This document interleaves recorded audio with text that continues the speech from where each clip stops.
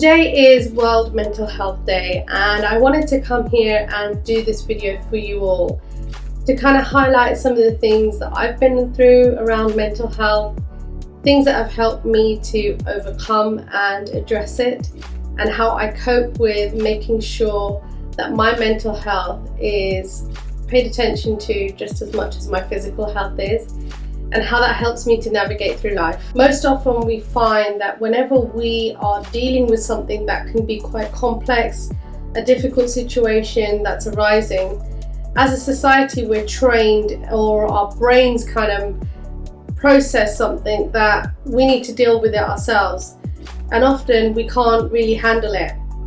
And that's okay, that's completely okay to kind of feel like that.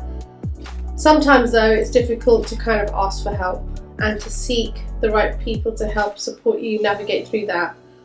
And that's why I wanted to talk about this, because I want people to watch this video and know that mental health is just as important as looking after your physical health.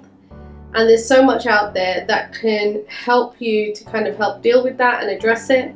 And you can come out of it the other end feeling stronger, much more vibrant around what you're feeling and around life.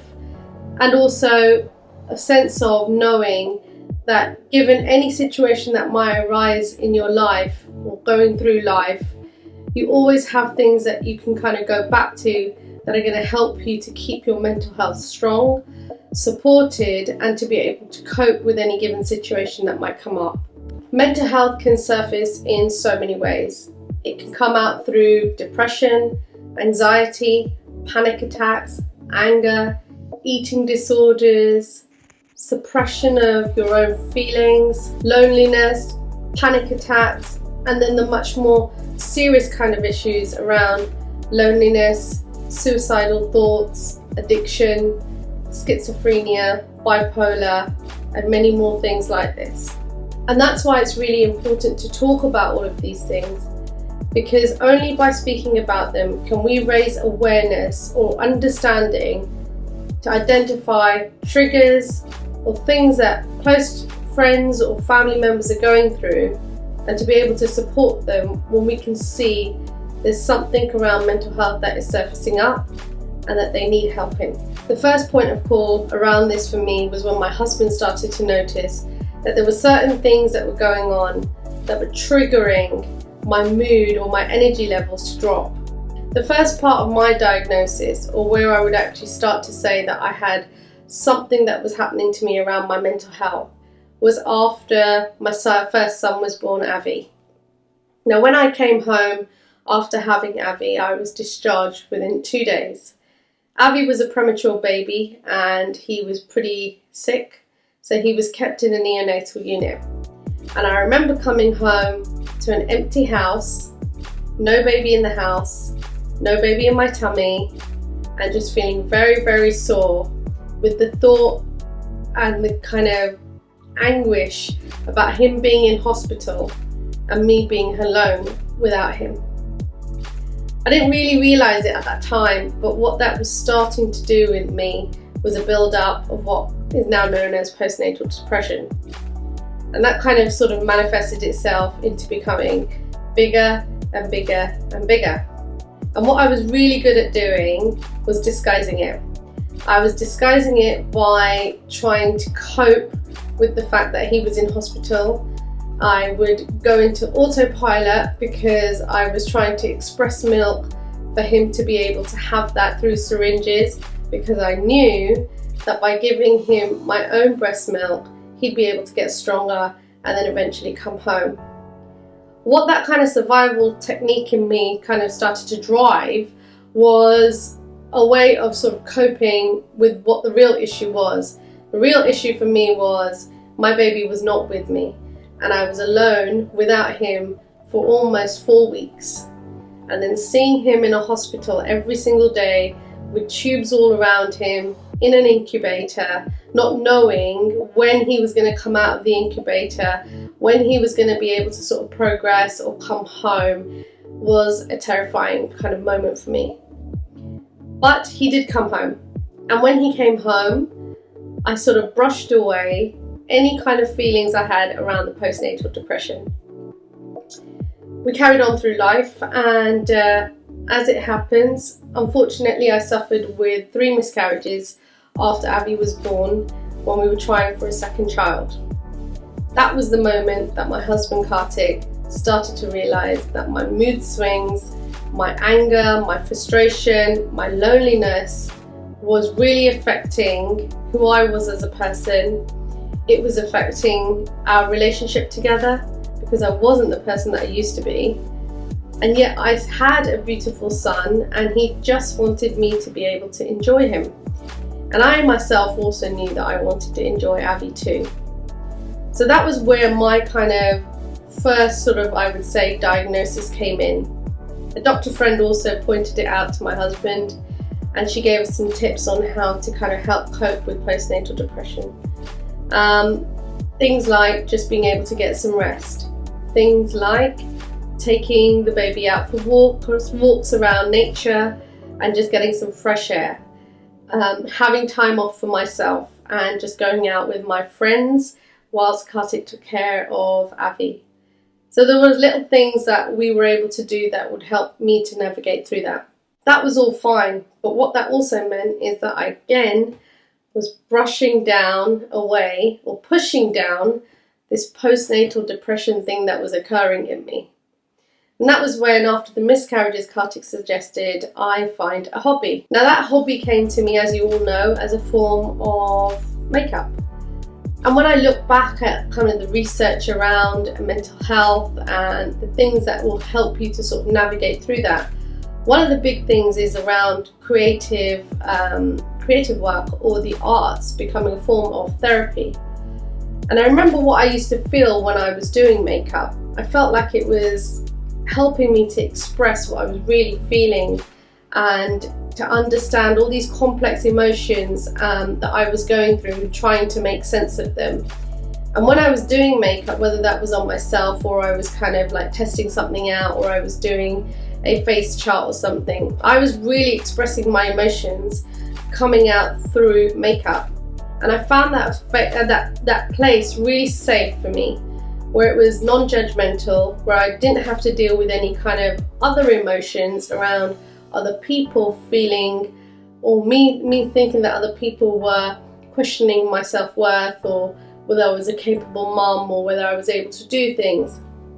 It's quite a difficult kind of part of my journey, but I do remember makeup has always been my haven in that kind of moment. I do remember speaking to my doctors briefly around the same time when I'd had the 3rd miscarriage, and they had offered me antidepressants and sleeping tablets to help me cope with things. And I remember thinking to myself, I don't really want to be a mother who is, or even a person who's on those kind of things to help her navigate through life or to cope with life. Because I was feeling that makeup was giving me some form of release or some kind of happiness in that, I didn't really sort of seek to go any further beyond kind of doing makeup and using that as my form of therapy, or speaking to a counsellor, or seeking help from any friends or any kind of self-help groups or anything like that. So I kind of kept it where it was at that moment, as it was. And then you all know about losing Shivai and Kai's arrival being a surprise to us as well. And I think, again, when Shivai died, I was in shock, in trauma. I wasn't able to sort of process any of those feelings fully. And partly that was because immediately after his death, a month into his death, I'd found out I was expecting Kai. And so again, survival mode kicked into me, exactly how it had happened when Avi was born. Survival mode had kicked into me to kind of helping to go through this pregnancy, the full 9 months, and to deliver a happy and healthy baby. There was one thing that changed though. During that moment, I realised that I felt like I needed counselling of some form, because there were so many mixed emotions that were going through me. There were so many questions that were not answered in my head, and I felt like I needed to sort of get those answers, or for me to kind of express talking through them. The way that I kind of did that was writing, and you all know how I've used written forms of kind of communicating on my social media about things that I've been expressing or feeling, and kind of using my vulnerability in that to almost like, at the time I didn't realize that I was doing this to communicate what I wanted to put out, but actually what it was doing, it was healing and helping me to get out all those feelings, process them, and to deal with them. And so what I was finding is that the more and more I wrote about them, the more I talked about them, the more it actually helped me in coping with what I was going through. The moment that Kai came along was the changing moment though. That was the moment when I was all over the place. My hormones had come crashing down. I was feeling very, very mixed emotions. I was going through grief, and yet at the same time I was going through the joy and the birth of, our third son. And it felt really, really overwhelming. I remember crying so much. I remember getting angry and snappy so much. I remember having makeup there and thinking to myself, well, that's my therapy. That's the thing that gets me through things. And whilst it was, it still wasn't as well. And that was when I realized I needed something more than just the counseling. I needed something more than just the makeup. I needed like-minded people to talk to. And that's when I joined a self-help group. I joined a life coaching group of people who were going through similar kind of situations that I was going through, or dealing with difficult kind of complex situations that I was going through. And I felt like that group of people have really helped me to be able to process things in a way that felt safe, that felt non-judgmental, that felt like it was guided by somebody who understood what I was going through and turned those complex feelings and emotions into a form of simple understanding, that I could understand what was going on with me. And at the same time, it was also around then that I started to discover mindfulness in such a big way. I think one of the other things that I did was I started to protect myself. And when I say protect myself, what I mean by that is I started to look at the people that I was in interaction with. Were they the right people that were around me? Did they uplift me? Are they people that I could trust? Are they people that I could go to and talk to about these feelings and not feel like I was being judged, or that when I left the room they were going to talk about me? I started to look at every aspect of my life where I felt uncomfortable. And slowly at a time, if I felt uncomfortable with certain parts of my life, I started to let those chip away and not let them enter back into life. That also included individuals as well. I started to tighten in my inner circle and just be surrounded by people that I felt utmost comfortable with, and those people that I trusted. As time went on in that journey, mindfulness has become a big part of it, and things like meditating, taking moments to sort of relax and do some breathing exercises, looking at my physical activity as well as my mental activity, looking at the food that I was eating, what I was consuming in terms of drink.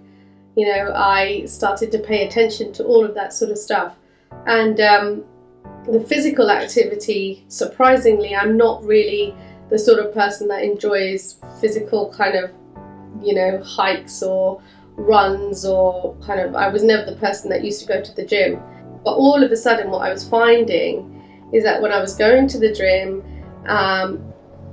through kind of whether I was on a treadmill, on a running machine, or on a bike, or whatever it was, or I was doing weights, I was finding that it was giving me great energy. I was feeling like as if I was really boosted in kind of power, but it was also letting my aggression come out into a way that I didn't think was that quite possible.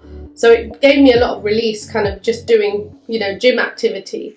and then sort of walking around, like walking to school with the kids, walking back from school, listening to a podcast en route back, or if I was in a taxi going to the job, I'd sit in the back of the taxi and I'd just kind of close my eyes, put on some kind of meditation music and do my meditation beads. Keeping my beads on me all the time wherever I went became kind of my comfort blanket, and also it became something that I turned to whenever I was having moments throughout the day where I felt like I was getting a negative thought, a negative emotion, or I just needed some strength or something to help me get through that part of the day.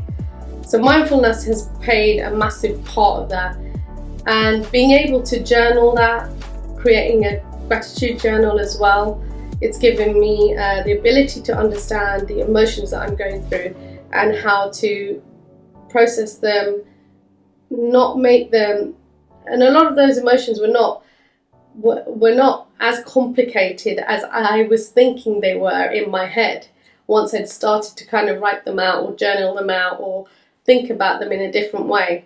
With the gratitude journal, I started to sort of realize that there were so many things that I was incredibly grateful for in my life, and what I was learning through this mental health journey was there were so many things that were smaller things that I was focusing on, or things that had not quite worked out in life, that I was letting all of that occupy me in terms of my thoughts, my emotions, the actions I took in day-to-day life.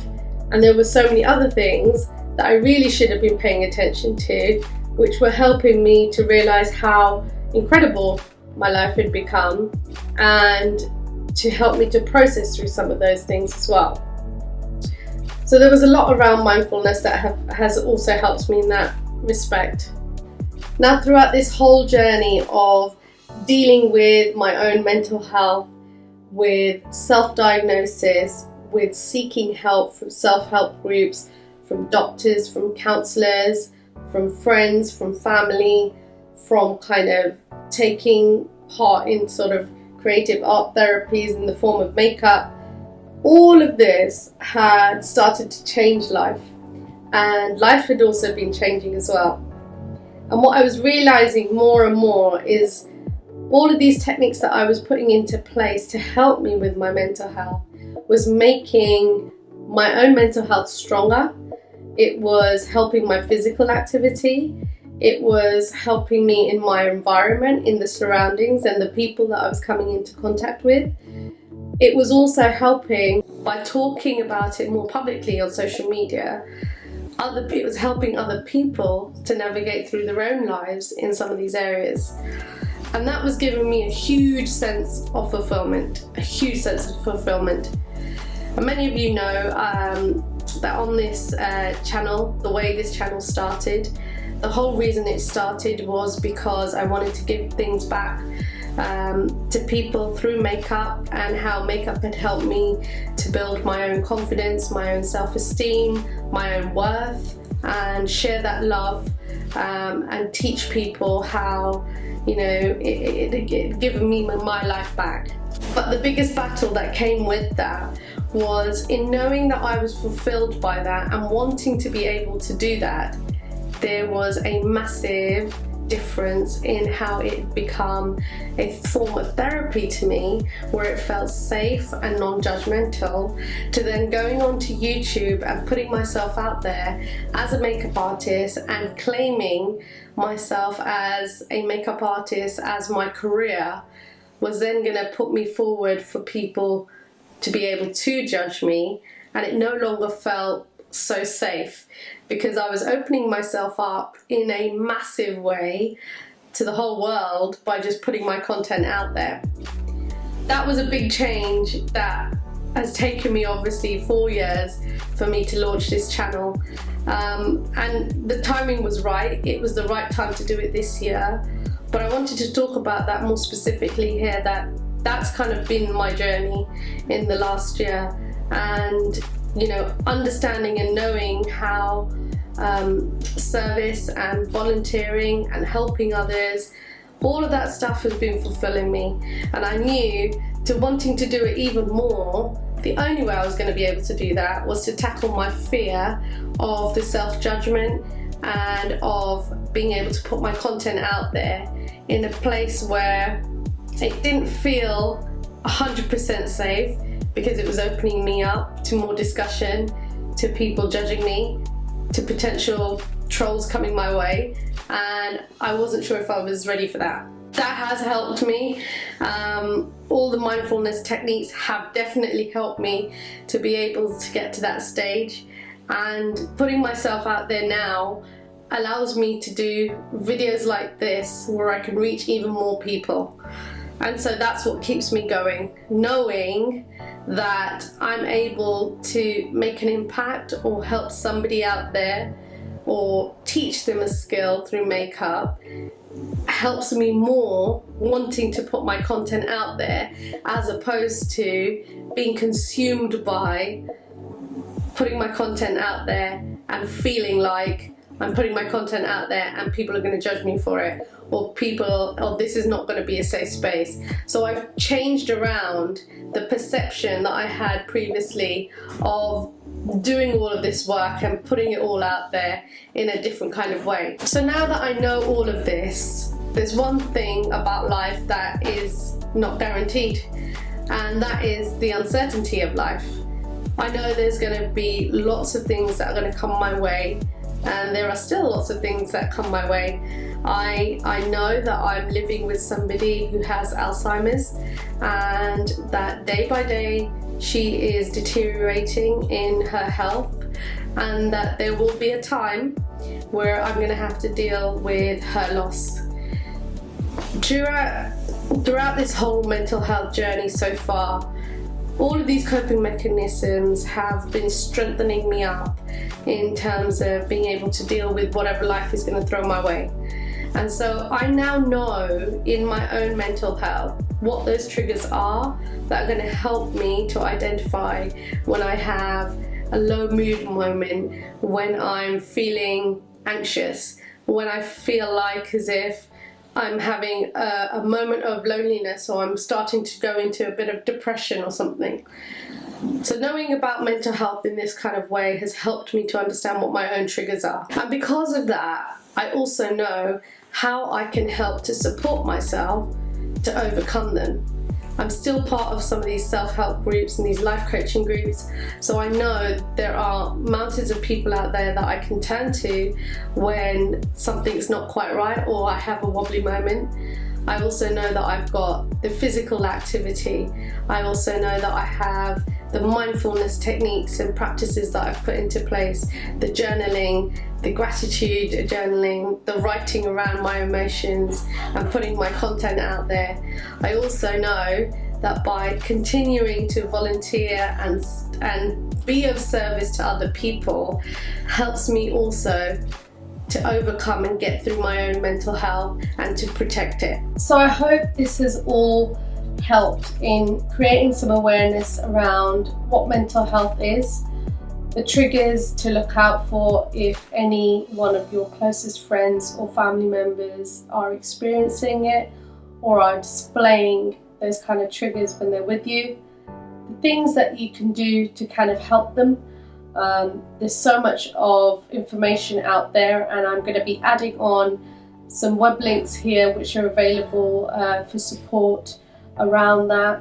There's the World Mental Health Federation that has launched World Mental Health Day, and they have almost 150 organisations that they work with across the world to help support in this cause and helping people to kind of overcome sort of some of these issues and also help to address their own mental health.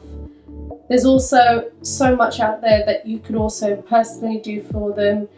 Little things like just picking up the phone, going over for a cup of coffee, taking them out for a walk, occupying their mind with a different type of conversation, or just asking how they are, like how they really are. I hope this video has resonated and it's helped. Do share it with anybody that you think might need to see it, or watch this video to learn about how you can support them. Until next time, I hope you've enjoyed this video. Do leave your comments down below so I know whether to continue doing more videos like this.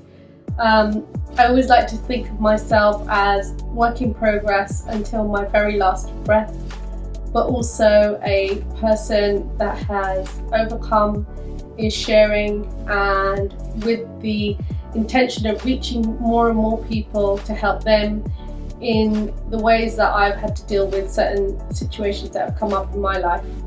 And that is really why I do all of these types of videos, and why it's so important for me to focus on the outside of beauty, which is all around makeup, and the inside of beauty, which is all around the things that fulfill me and the things that I want to be of service to you with, and to help you with helping others.